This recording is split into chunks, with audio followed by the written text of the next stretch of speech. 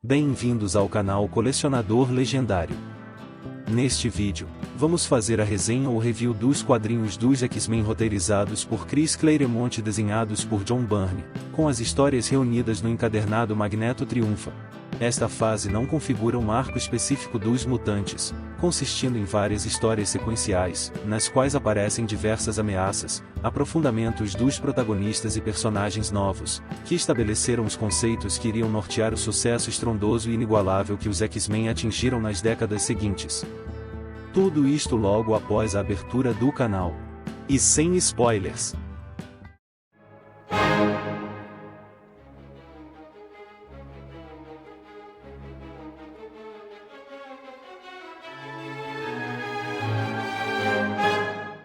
Com o surpreendente sucesso da animação X-Men 97, os mutantes da Marvel voltaram com força total ao centro das atenções da cultura pop, despertando a curiosidade dos novos fãs para saber mais da equipe, e reforçando a nostalgia dos leitores veteranos.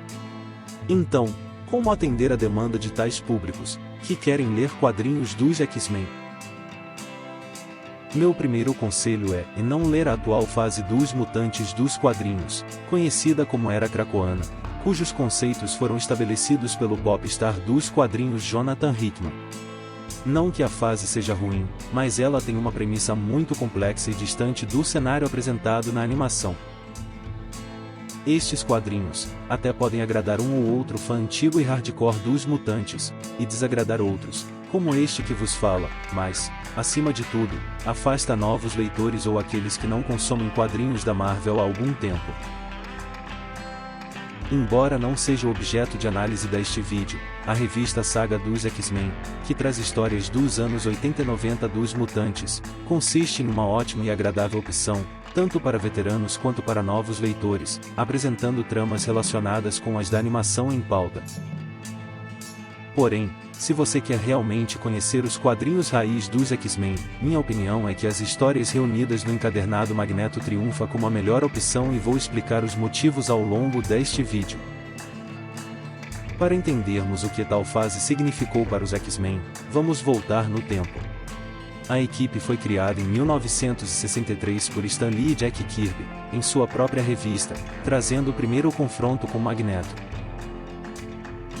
O time original era formado por Ciclope, Garota Marvel, Fera, Homem de Gelo e Anjo, tendo Charles Xavier como mentor. Ao longo da década de 1960, a publicação Uncanny X-Men não alcançou o mesmo sucesso de outras da Marvel, mas isso mudou, com a publicação de Giant Size X-Men número 1, em 1975. Esta edição histórica reformulou a equipe, que passou a ser formada por mutantes de várias nacionalidades. A partir de então, os mutantes passaram a ter uma trajetória ascendente no panteão da Marvel, que foi acelerada, pouco tempo depois, devido ao título ser conduzido por uma das mais famosas duplas criativas da história dos quadrinhos, Chris Claremont e John Byrne. Com o tempo, Chris Claremont tornou-se o maior roteirista dos X-Men de todos os tempos, permanecendo muitos anos à frente dos X-Men e seus títulos derivados. Sua contribuição para o sucesso avassalador dos mutantes nas décadas de 80 e 90 é inquestionável. Porém, tal sucesso não seria alcançado sem a parceria com John Byrne, um ilustrador, e também roteirista, com uma arte única, que foi, ao lado de George Pérez e Frank Miller, a face dos quadrinhos dos anos 1980, uma das décadas mais importantes da nona arte. Após seu trabalho com os X-Men, Byrne produziu fases marcantes de muitos outros personagens, como o Quarteto Fantástico, Mulher Hulk, Tropa Alpha, Superman e tantos outros, consolidando-se como um dos nomes mais importantes dos quadrinhos americanos mainstream do final do século XX. Agora, vamos falar das virtudes que tornaram tal coletânea tão marcante na história dos X-Men. E a primeira característica marcante destas histórias foi a consolidação da segunda formação da equipe mutante. Como já disse, a história Segunda Gênese, mostrada em Giant Size X-Men, trouxe novos personagens e foi um relativo sucesso. Nesse sentido, a abordagem de Claremont e John Byrne aprofunda os heterogêneos personagens co-criados por Dave Cockrum para a segunda formação da equipe mutante. Assim, os leitores puderam conhecer melhor a ligação da Tempestade com a natureza, a insegurança de Colossus, devido ao seu desempenho na equipe, o caráter nobre de Noturno, a inequívoca liderança de Ciclope, principalmente nos momentos de maior crise, além do passado e motivações de Charles Xavier. Este mergulho na personalidade de cada integrante da equipe, e a interação entre eles, tornou-se uma marca que guiou as histórias dos mutantes. Os poderes em si não eram mais o foco, e sim os comportamentos e relações dos X-Men, enquanto enfrentavam os mais variados desafios. Falando em desafios, esta fase serviu de preparação para uma das sagas mais importantes da equipe, a da Fênix Negra.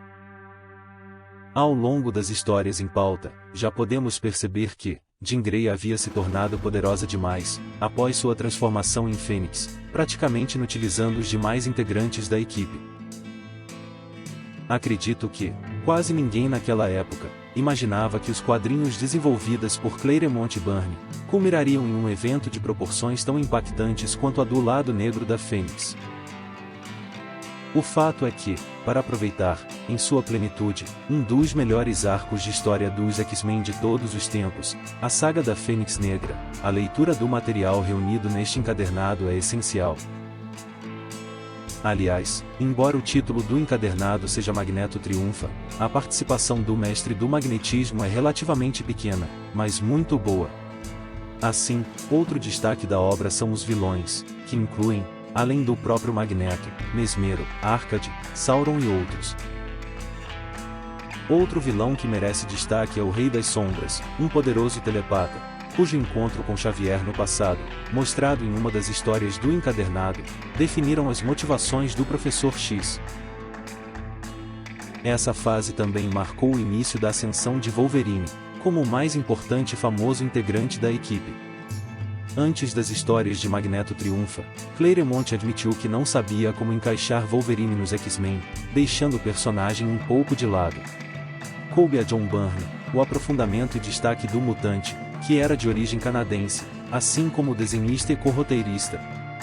Assim, muitas questões relacionadas ao passado de Wolverine são reveladas e desenvolvidas, como a primeira menção ao seu fator de cura, sua fluência em japonês, e mesmo as consequências dele ter abandonado sua posição junto ao governo canadense, para integrar os X-Men. Porém, o mais importante foi a exposição de sua natureza violenta e confiante, que foi conquistando os fãs dos mutantes dali em diante. Wolverine foi, de um coadjuvante que roubava a cena, até o status de herói do primeiro escalão da Marvel. Destaco também as várias participações especiais de personagens de outros núcleos e títulos, como Misty Knight, a agente parceira de Punho de Ferro e Luke Cage, Ka-Zar, da Terra Selvagem, Fera, que na época integrava os Vingadores, e principalmente, a Tropa Alpha, que fez sua estreia. Mesmo com tantos destaques de roteiro, a arte única de John Byrne leva tais histórias ao patamar de clássicas, valorizando a expressão de cada personagem e o enquadramento das cenas de ação. Alguns diálogos podem até parecer um pouco datados, mas os desenhos de Byrne não deixam nada a dever para os padrões atuais e ainda carregam uma nostalgia forte e bem-vinda. Agora, vamos falar um pouco da publicação em si. A edição tem 308 páginas, capa dura e papel de excelente qualidade. Este volume reúne as edições 109 e 111 a 124 de Uncanny X-Men. Apesar de tais caprichos, o primeiro aspecto negativo é a revisão ruim do material, que apresenta falas repetidas e erradas, e uma página com diagramação inadequada. Mesmo assim, estes erros não comprometem uma edição tão importante para os fãs dos X-Men. Admito que o outro ponto negativo que vou levantar é muito pessoal, e alguns devem discordar. Trata-se da ausência da saga de Proteus no encadernado, uma história importante para a equipe, que antecede o arco da Fênix Negra.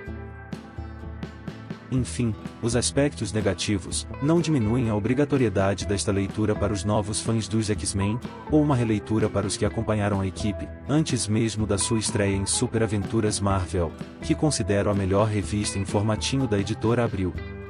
Em síntese, um encadernado que recomendo, agradável e de considerável valor histórico. Obrigado por acompanharem e prestigiarem o vídeo. Por favor, para ajudar o canal, deixe seu like, compartilhe e inscreva-se. Se já leu esta coletânea, deixe sua opinião, concordando ou não, com este review. Se não leu, diga suas impressões e se ainda pretende ler. E até o próximo vídeo do canal Colecionador Legendário.